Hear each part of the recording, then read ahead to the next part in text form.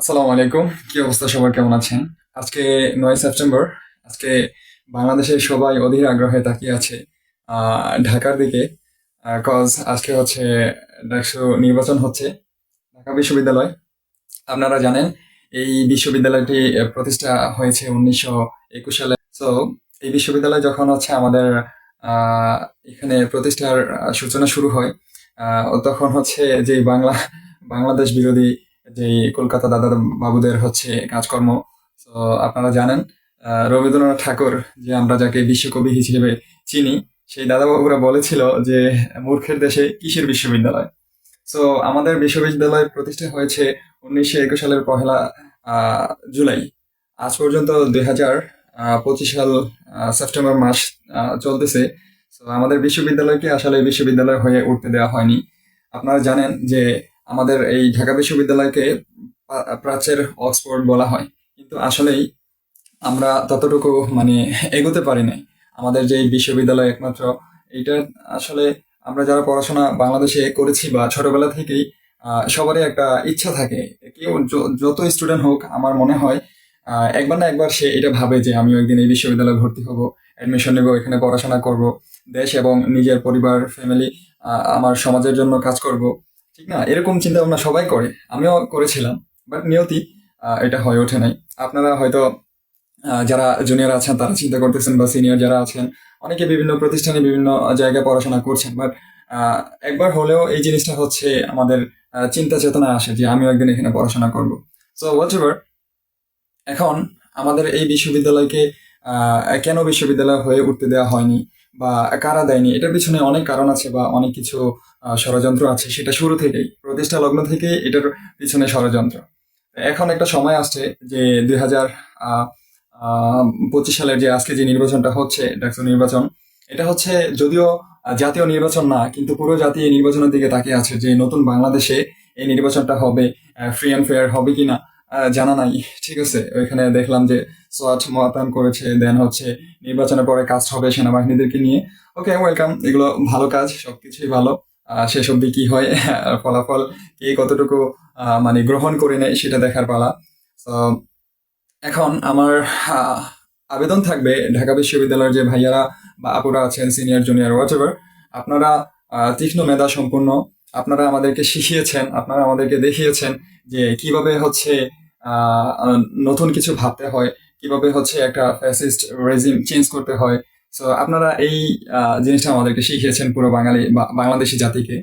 So এখন আমি জানি, আমার বিশ্বাস আছে যতগুলা প্যানেল এখানে হচ্ছে নির্বাচনের জন্য দাঁড়িয়েছে, যা আপনারা, আমি আশাবাদী যে যারা হচ্ছে আহ, ছাত্র বান্ধব, ছাত্রদেরকে নিয়ে কাজ করবে, বিশ্ববিদ্যালয়কে বিশ্ববিদ্যালয় হয়ে উঠতে সাহায্য করবে।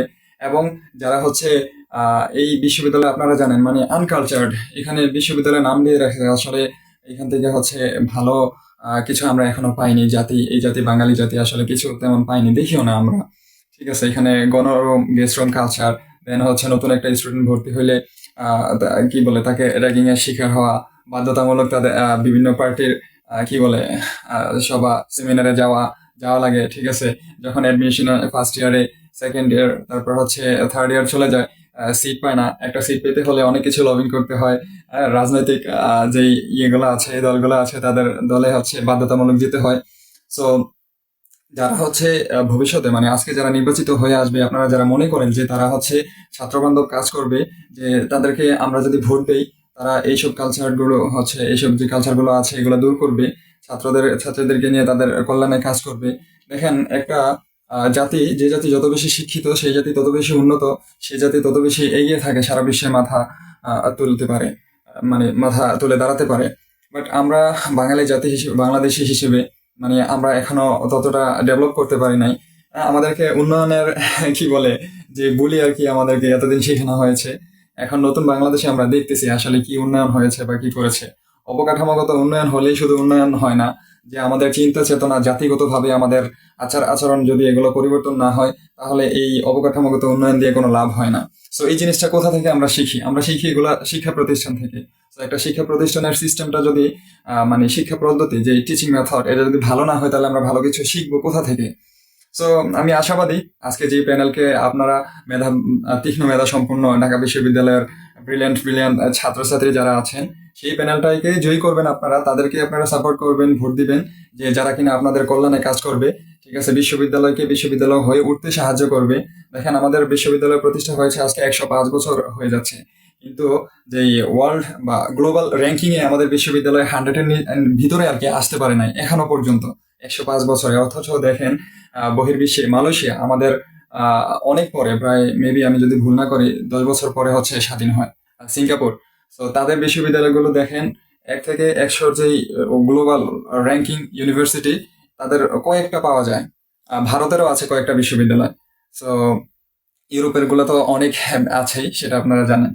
তো এই জিনিসগুলো হচ্ছে আপনারা চিন্তা করবেন, চিন্তা ভাবনা করে যাদেরকে মনে হয় যে ভোট দিলে আপনাদেরকে এই সামনে এগিয়ে নিতে সাহায্য করবে, তাদেরকে আপনারা ভোট দিবেন। দেখেন নতুন বাংলাদেশে আপনারা আমাদেরকে শিখিয়েছেন যে যারা ভালো তাদেরকে সাথে নিয়ে কাজ করা, ঠিক আছে। সো আপনারা সেটা করবেন আশাবাদী। ভিডিওটা এই জন্যই করা, আমার অনেক আগ্রহ ছিল বা আছে এটা নিয়ে, কারণ এটা যদিও জাতীয় নির্বাচন নয়, কিন্তু একটা জাতীয় প্রত্যাশা যে এখানে ভালো একটা কি বলে, ভালো একটা লোক আসবে, এসে হচ্ছে এই বিশ্ববিদ্যালয়কে ছাত্র বান্ধব, শিক্ষা বান্ধব একটা বিশ্ববিদ্যালয় হিসেবে প্রতিষ্ঠিত করবে।